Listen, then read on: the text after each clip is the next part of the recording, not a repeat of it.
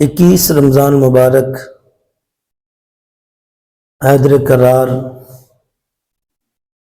حضرت سیدنا علی کرم اللہ وجہ الکریم آپ کا یوم وصال، اسی مناسبت سے چند لمحے آپ کا ذکر خیر کریں گے۔ کیا خوب کہا علی امام من استو منم غلام علی، ہزار جان گرامی فدا بنام علی۔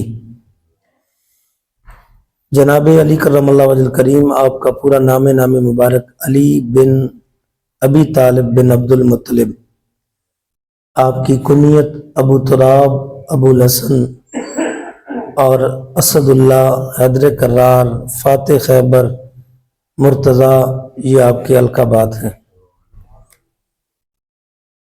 حضرت علی کرم اللہ وجہ الکریم عام الفیل کے 30 سال بعد 13 رجب المرجب بروز جمعۃ المبارک کو پیدا ہوئے۔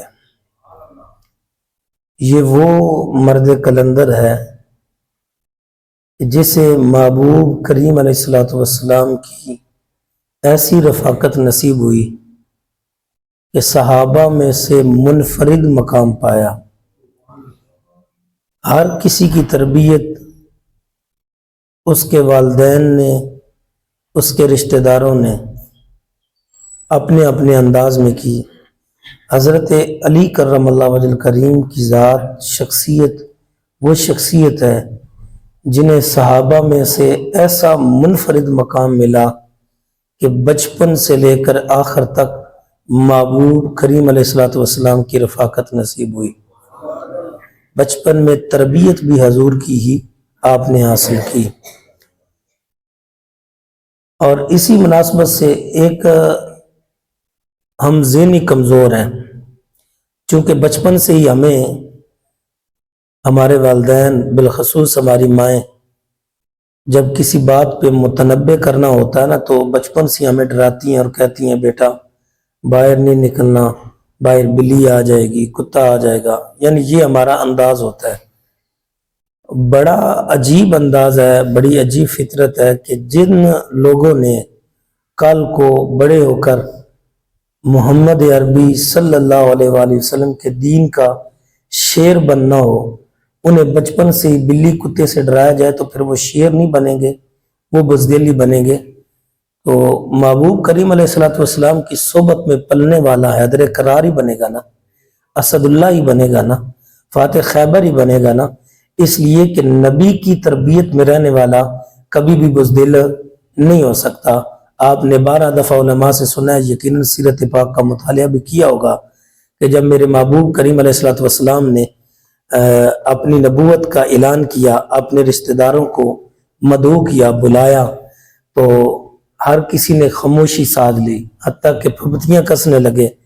لیکن حضرت علی کرم اللہ وجہ الکریم ابھی بچپنے سے نکل کر جوانی کی دہلیز پہ قدم ہی رکھا تھا، اور حالت یہ تھی کہ صحت کو اگر دیکھا جائے تو انتہائی کمزور تھے، اشوب چشم بھی تھا، قد بھی درمیانہ، اور جسم میں اتنی طاقت نہیں، ٹانگیں کمزور پتلی تھیں۔ تو حضرت علی کرم اللہ وجہ الکریم چونکہ حضور کی تربیت پائی تھی نا، تو آپ کھڑے ہو گئے، یا رسول اللہ کائنات پوری بھی آپ کا ساتھ چھوڑ دے، میں علی آپ کا ساتھ دوں گا۔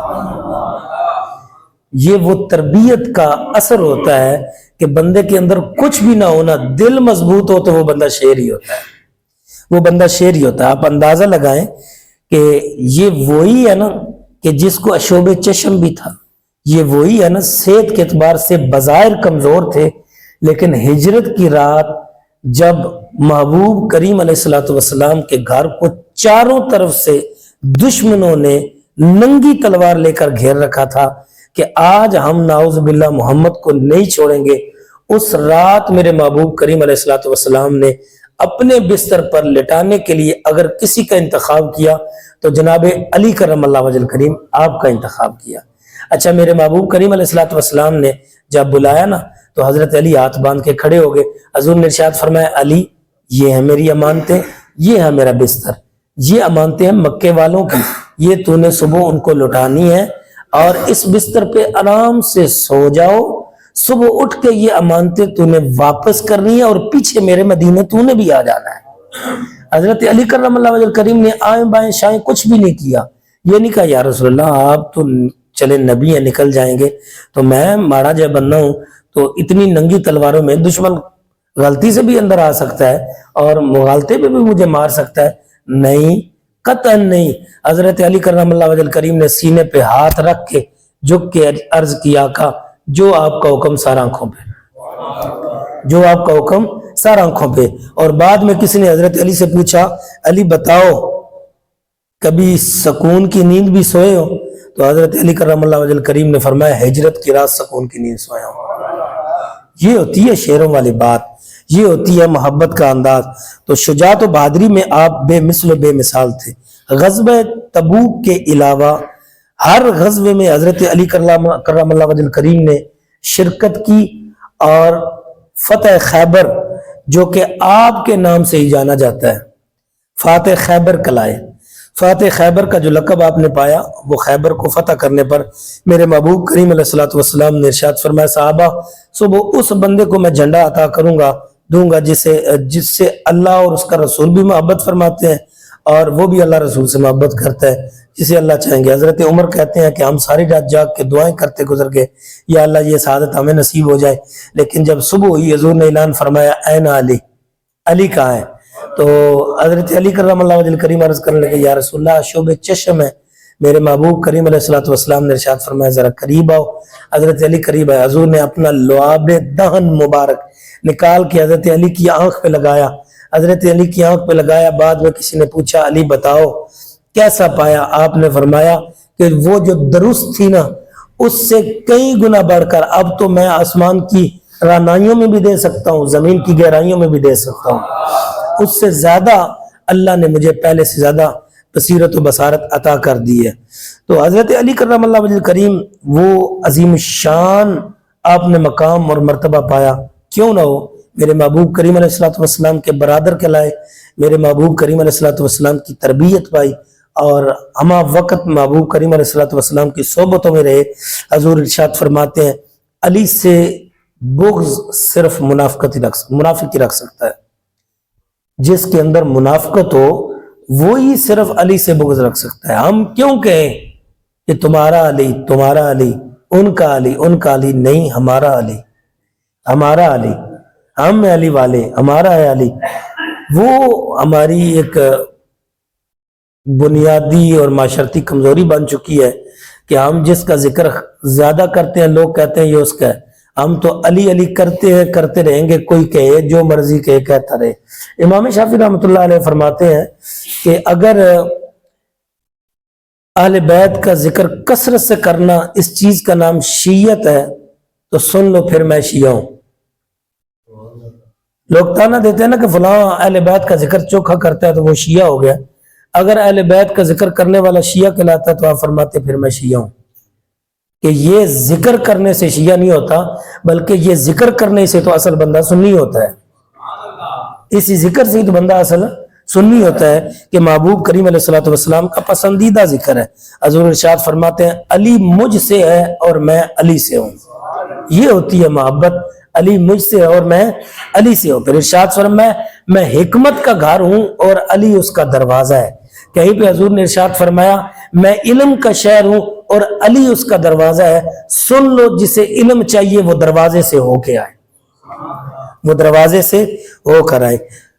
آپ رضی اللہ تعالیٰ عنہ کا ذکر خیر جتنا بھی کیا جائے کم ہے، زندگی روشنائی بھی ختم ہو سکتی ہے، قلم بھی ٹوٹ سکتے ہیں، لیکن آپ کا ذکر ختم نہیں ہو سکتا۔ جسے اللہ اور اس کا رسول بلند کرے اس کا ذکر دنیا دار کیسے کر سکتے ہیں؟ تو حضرت علی کرم اللہ وجہ کریم سن 40 ہجری میں 17 یا 19 رمضان مبارک کو صبح فجر کی نماز کے لیے جاتے ہوئے آپ پر قاتلانہ حملہ ہوا، اور یہ سورج 21 رمضان مبارک کو بظاہر اس دنیا سے غروب ضرور ہوا لیکن قیامت تک دلوں کے اندر روشن ہو گیا، قیامت تک دلوں کے اندر روشن ہو گیا۔ شدید زخمی حالت میں 21 رمضان مبارک کو آپ نے جام شہادت نوش فرمایا۔